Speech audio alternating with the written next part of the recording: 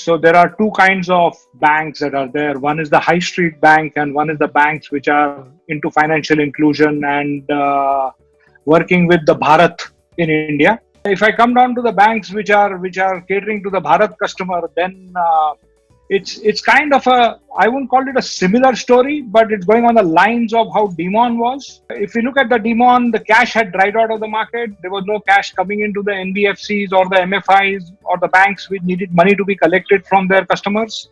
And we are currently in the same situation, though for a different reason. I think the critical thing out here is what we call for that segment of customer is the muscle memory. Now that muscle memory makes the customer pay the bank month on month on time with the collector going and taking the money. Now with moratorium in place and things of those sort in place, banks have started to connect with the customer through online channels. They have started to call the customer, they've started to speak to the customer, they've started to tell the customer whether moratorium is good for them or not. So if they have the money, they can pay. It's better to do it that way rather than defer it for a quarter, which was not what was done during Demon. The connect with the customer was not there. So that learning has come into this time, and all the banks are actually talking to the customers, keeping them informed, reminding them that this installment needs to come not now, 3 months later, so that it continues to be that way. Now, majority of digitization that had happened was more phygital. I would say there was a physical and a digital merged together to arrive at a process which was simple in disbursement, process which was simple in account creation, process which was simple in collection.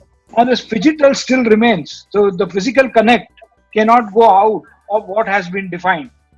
Even if I am opening a savings account online, I still need to do a biometric to get that account opened or validated for long-term account operation.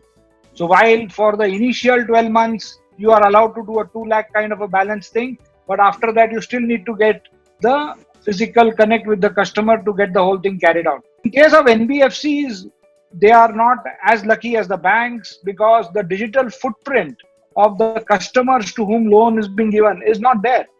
So there needs to be a physical connect. There needs to be a visit to their residences that happen before the loan gets disbursed. So all these things have actually come to a halt.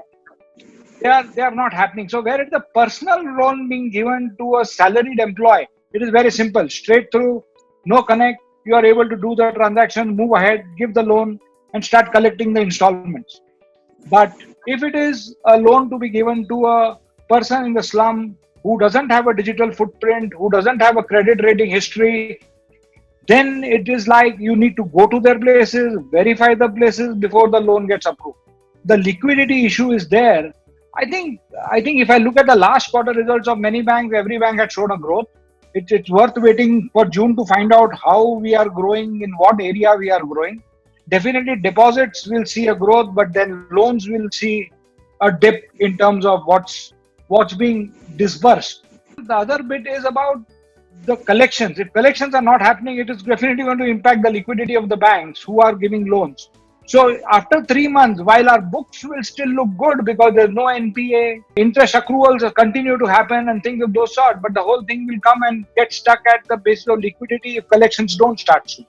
So banks are trying to be innovative. Banks are trying to put new methods of collection. Demon taught us how to use wallets, how to use digital money. I think that learning is being maximized at this moment to see that we don't lose out the second time, especially the NBFCs.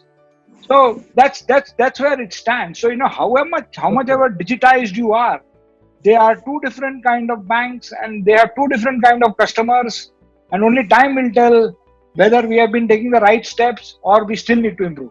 If you look at regulatory compliance, I think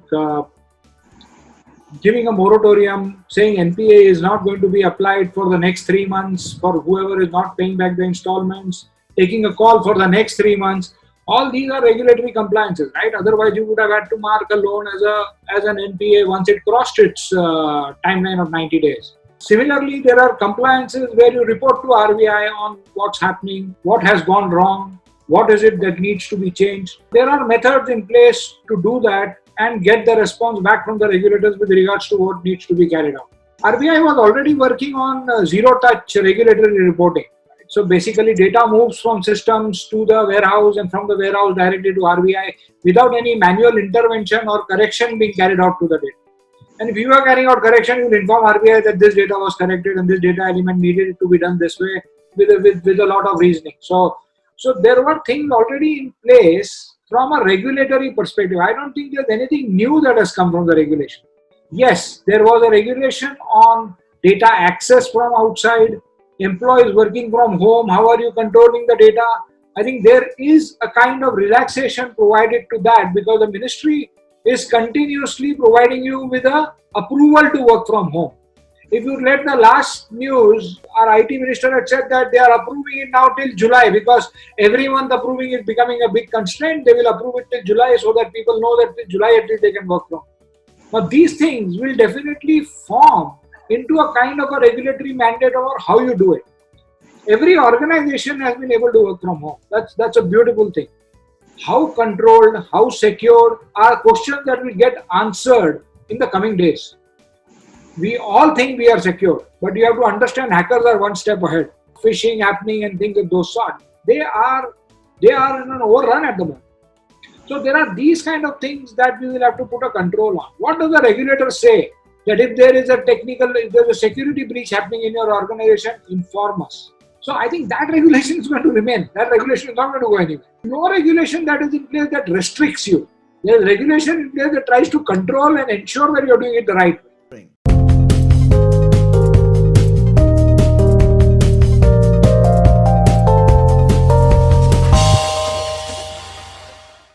For more updates from CXO TV, please like and subscribe to our channel.